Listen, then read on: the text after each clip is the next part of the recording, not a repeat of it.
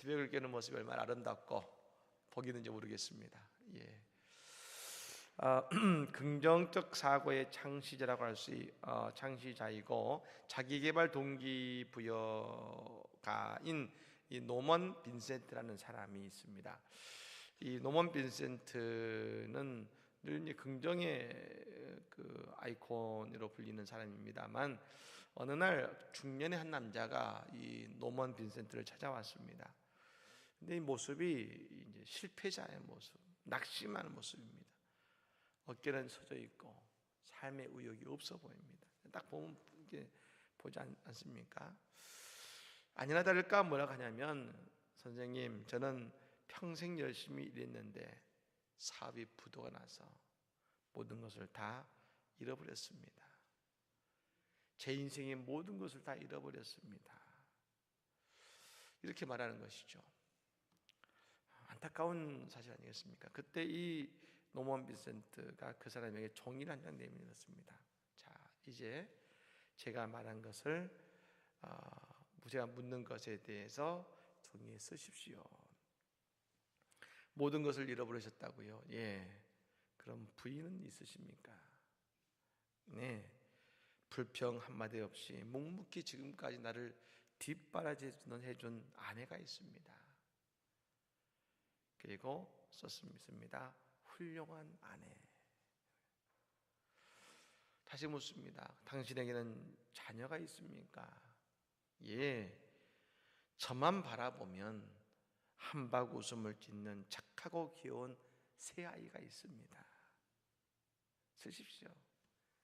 착하고 귀여운 새 아이. 당신에게 소중한 친구가 있습니까? 예, 제게는 남들이 부러울 만한 정말 깨복쟁이 친구가 있습니다. 쓰십시오. 좋은 친구들.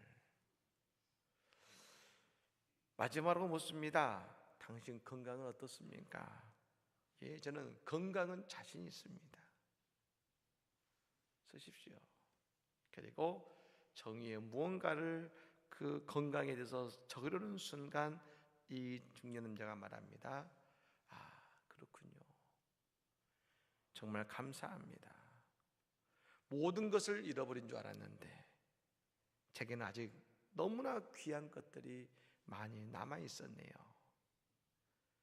이것을 보니 다시 일어설 수 있을 것 같습니다. 말하고 돌아갔다는 것입니다. 여러분, 오늘 이 새벽에 주에 나온 나에게 그 무엇보다 소중한 한 가지가 있습니다. 내가 다 잃어버려도 내게 있는 소중한 한 가지, 예수 그리스도. 여러분, 오늘 이 새벽에 모든 것 대신은 예수 그리스도를 통해서 다시 한번 새롭게 일어나는 우리가 되기를 주의 이름으로 축원합니다. 오늘 말씀은 이제 바울 사도의 또 다른 논증의 말씀입니다. 오늘 말씀을 여러분 쭉 읽으셨을 때 아마 가장 많이 나오는 한 단어, 그리고 제일 중요한 단어를 하나 선택한다면 그것은 이것일 겁니다. 약속, 언약입니다. 흔히 성경을 뭐라고 합니까? 구약, 신약이다, 이렇게 하죠. 예전에 농담 삼아서 그런 말을 한 적이 있습니다. 몸이 아프거나 마음이 아프십니까? 구약, 신약을 먹으십시오. 이런 말을 한 적이 있었습니다. 예, 그럽니다만 어쨌든 여러분, 이 약은 먹는 약이 아니고 여러분 약속을 말하죠. 다시 말해서 옛 약속과 새 약속을 말합니다. 근데 여러분, 이 약속의 초점이 누구에게 맞춰졌냐면 예수 그리스도에게 이 초점이 맞춰져 있는 것이죠. 구약은 뭡니까? 오실 메시아인 예수를 기다리는 것이 옛 약속입니다. 근데 신약은 뭡니까? 예수님이 오셨습니다. 근데 그 예수님이 다시 승천하셔서 하늘로 가셨지 않습니까? 하늘 보좌에 하나님의 우편에 계시는데 그 예수님이 세컨드 커밍, 다시금 이 땅에 재림하실 것이니 다시 오실 예수님을 기다리는 그 약속을 붙드는 사람들의 이야기가 바로 신약의 말씀인 것이죠. 근데 여러분, 이 구약에서 예수님이 오실 것에 대한 약속은 어디에서 시작이 됐냐면, 물론 이 앞에 있는 태초의 천지 창조부터 나와 있습니다만, 그러나 구체적으로 예수님의 약속의 말씀이 창세기 12장 7절의 말씀에 나와 있습니다. 거기에 여러분 오늘 본문과도 여러분 겹치는 부분입니다만, 창세기 12장 7절의 말씀에 이런 말씀이 있죠. 여호와께서 아브라함에게 나타나 이르시되 내가 이 땅을 네 자손에게 주리라 하시니라. 자기에게 나타나신 여호와께 그가 그곳에서 제단을 쌓고 했습니다.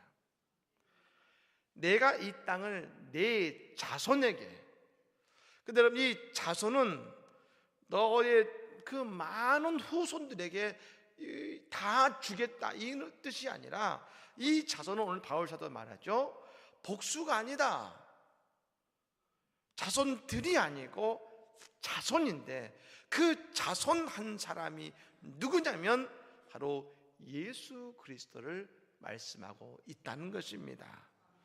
이 자손 예수 그리스도.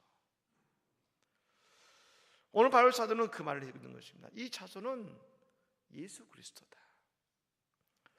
여러분, 그런데 이 아브라함의 약속을 받은 것이 그의 행동이 의롭기 때문인가? 아브라함의 후손을 통해서 예수 그리스도, 그 자손이 이 땅을 차지하리라, 메시아인 예수 그리스도가 그 후손을 통해서 나올 것이라는 것이 그의 삶과 행동이 율법을 지키는 것 같이 의롭기 때문이라는 것입니다. 아니라는 것이죠. 오직 아브라함이 한 것은 한 가지입니다. 하나님을 믿어서 의롭다함을 받은 것입니다. 원래 아브라함은 하나님을 믿고 섬기는 사람이 아니었습니다. 원래 하나님을 믿었던 사람이 하나님을 더 믿은 것이 아니라, 원래 이 아브라함의 아버지는 우상 장수였고 아브라함은 평생을 우상만 보고 살아오던 사람이었습니다. 그 말은 뭐냐면, 아브라함은 하나님을 몰랐고 믿지도 않았다는 것이죠. 그도 아버지를 도와 그 집안의 가업처럼 그 모습을 여겼을 것입니다. 그런데 그런 그를 하나님이 부르셨는데, 아브라함의 위대함은 이것입니다. 창세기 12장에서 그를 하나님이 부르실 때 그는 그 하나님의 말씀을 믿었다는 것이죠.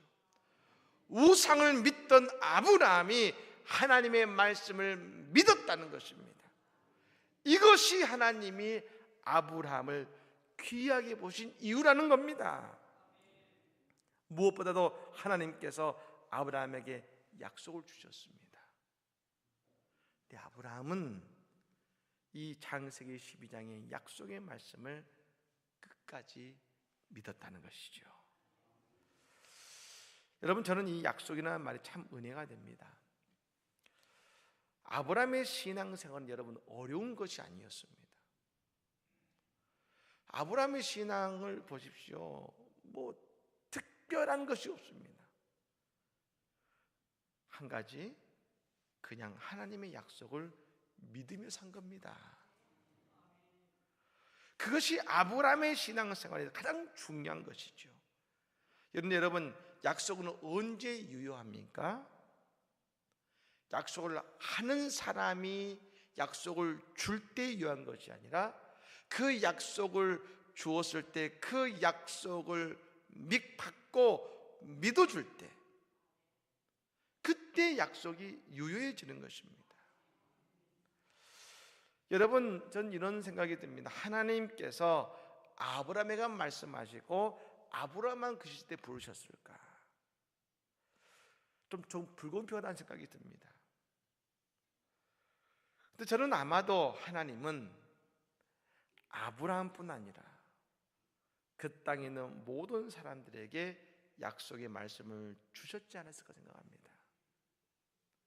청년에게도, 중년의 남성에게도, 그리고 나이가 들어버린 75세 아브라함에게도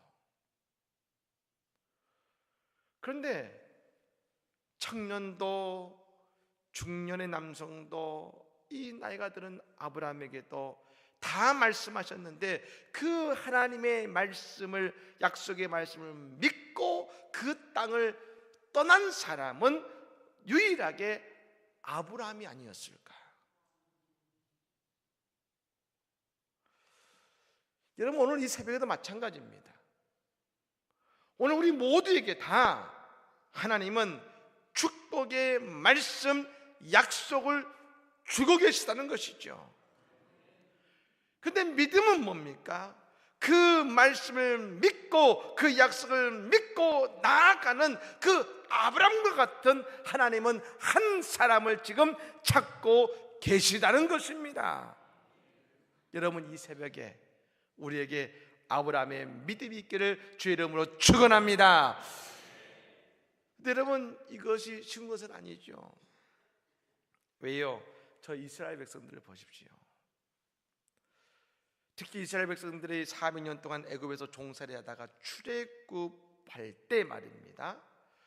그리고 그들이 광야 생활을 40년간 할 때 우리는 한 가지를 발견한 것이 있습니다. 여러분, 그들이 왜 출애굽을 했습니까?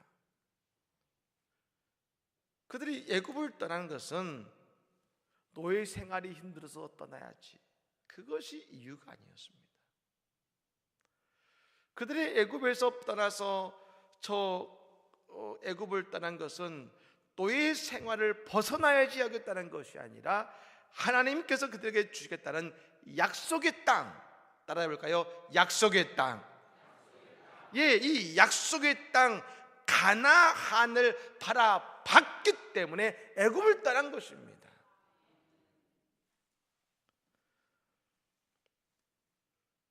여러분, 그들의 조상 아브라함과 같은 복된 인생이 되고자 약속을 믿고 떠났던 것입니다.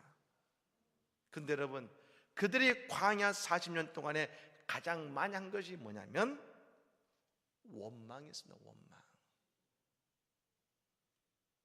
약속이 이루어집니까? 약속을 주실 거면 우리가 왜 이 고생을 해야 됩니까? 늘 원망했습니다. 약속을 믿지 못하기 때문이죠. 여러분, 아브라함의 믿음이 뭡니까? 약속을 믿으니 그가 원망했다는 말씀을 우리가 보지 못합니다. 끝까지 주시겠지, 이삭을 주시겠지, 약속을 이루시겠지. 여러분, 우리가 왜 기도의 자리가 소중합니까? 우리가 끊임없이 기도할 때 내게 주신 하나님의 약속이 있는데 그 약속을 놓치지 않고 원망하지 않고 끝까지 아멘하며 나아갈 수 있기 때문인 것입니다.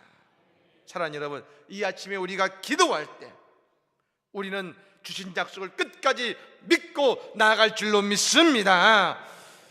저는 여기서 또 한 가지 중요한 하나님의 축복을 봅니다. 그것은 예수님을 우리에게 주시는 축복이라는 것입니다. 하나님께서 아브라함에게 축복을 약속하셨습니다. 그 축복의 가장 위대한 축복이 뭐였습니까? 예수 그리스도를 그 자손에게 주시겠다는 약속의 축복 아니었습니까? 우리의 삶에 무엇이 복입니까? 예수를 만나게 하신 것이 복입니다. 예수님이 아니었다면 우리는 다른 것이 축복이라고 여기고 샀을 겁니다. 하지만 예수님만이 우리의 축복의 이유가 되시는 것이죠. 바울 사도의 인생의 가장 큰 축복이 뭐였습니까? 다른 것이 아니라 다메섹에서 빛으로 다가오신 예수를 만난 것이었습니다. 사랑하는 여러분, 오늘 또 우리가 꼭 붙들어야 되는 분이 있습니다. 예수 그리스도이신 것입니다. 여러분, 내가 어제 붙잡았는데요, 길가에 가는 어린아이는 반드시 어머니의 손을 붙잡아야 됩니다. 놓치면 안 됩니다. 사람이 다니는 그곳에서 어머니 손 놓치면 안 됩니다. 잠시도. 어제 잡았지만 오늘 다시 잡아야 됩니다. 그러므로 예수 스스로를 놓치지 않고 나가야 되는 것이지요. 그때 우리는 하나님의 사랑의 약속을 끝까지 붙잡고 그리스도와 함께 우리가 그를 향해 나아갈 수 있는 것입니다. 사랑하는 여러분, 이 아침에도 예수의 손을 붙잡고 우리의 삶 속에 주님과 함께 약속을 위해 나아감을 통해 우리의 삶 속에 저 아브라함처럼, 저 이스라엘 백성들에게 광야 40년 후에 가나안을 주신 것처럼 우리의 삶 속에 주시는 그 약속을 이루시는 하나님의 축복과 응답을 경험하는 우리 모두가 되기를 예수님을 간절히 축복합니다. 아멘. 찾아가겠습니다.